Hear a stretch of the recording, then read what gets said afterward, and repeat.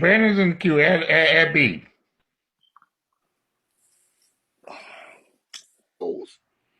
I, Yeah, I, yeah, I, I got some for the old. I'm taking me a trip to New York, New yeah. Jersey. I'm taking me a trip to Let me be Houston. fair. I'm Let's taking me be a fair to trip the to person that Houston. came to I'm the taking me bar. a trip to Houston in New York, New Jersey area. Exactly. So let's That's be where I'm fair to the going. person that came to the box. How you doing, ma'am? How you doing? Whoever this is, what are you doing? Asking who brought the guy in the blue shirt, and you looking funny like, what this nigga done? You're a person that don't know what's socially acceptable to say to people and what's just not socially acceptable. When Trina was with the honeybees, he was aggy as fuck. Always had something going on. We used to sit on Cortez panel and just chill out. He would come back because he done went out in the big old streets messing with them young boys on the gay side talking shit, and they done read his old ass back over to us. But then when the honeybees go around the app, the fact that they beefing with Trina, they was getting blamed for his bullshit.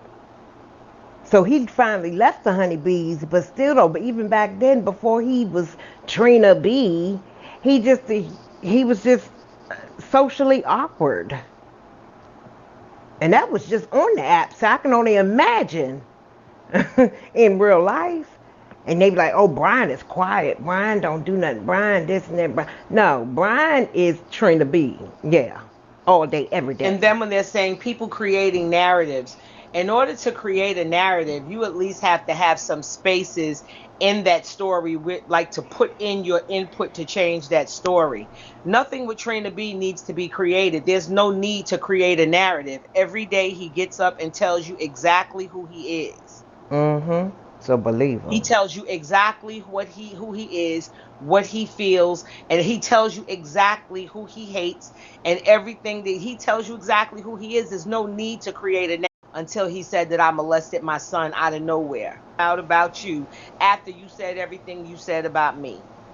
It's been a week of revelation. Bitch, About you that. always got your mouth in some motherfucking shit. You stuck your son dick and jerking his balls in your mouth, bitch, and I stand on it.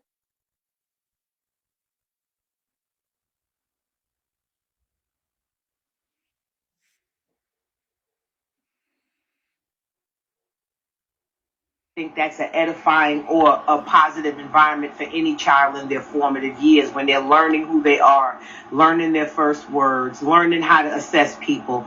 You're going to have your daughter in a stressful environment, and that's not good for your growth or your development. You want my grandbaby to be away from me for so long, bitch. You don't want my grandbaby to be around me at all. You pathetic ass, sick ass, dust diving ass stinking bitch. You a miserable ass bitch. Like I said, I don't give a fuck what y'all say.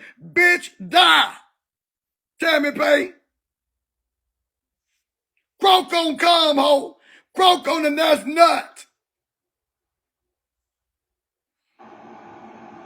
Imagine your mother cursing and screaming all day and you a baby, and this is not your mother or your father, or we don't know who he's going to be dressed as. We just know that, let her call that bitch grand, because you don't know if it's grandma or grandpa.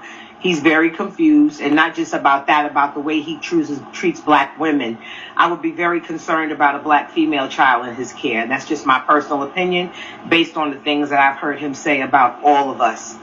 Mm-hmm. And sometimes I You rod lips and astronaut motherfucking women, bitch. I wouldn't put y'all in the women category. Y'all monkeys and apes and bears and motherfucking things. Y'all just happen to have a split in between y'all legs to make y'all somewhat a female. But that's it, bitch. Y'all is not motherfucking females. You black, ugly.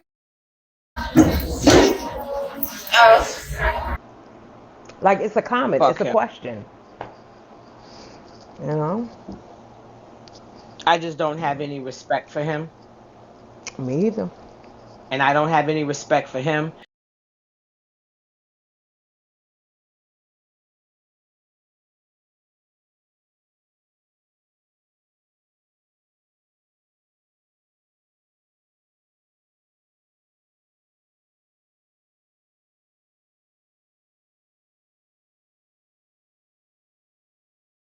Week to make a fool of himself for kicks and giggles.